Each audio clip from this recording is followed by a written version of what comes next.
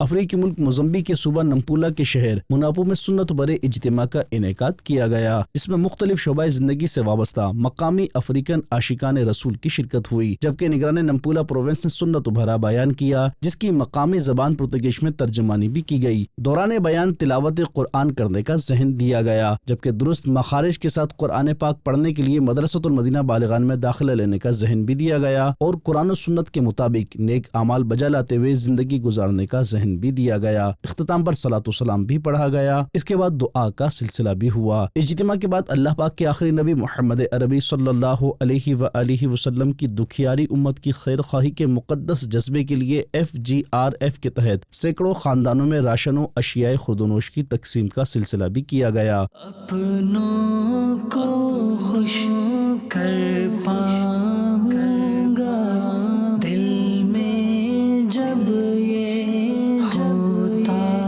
ہے۔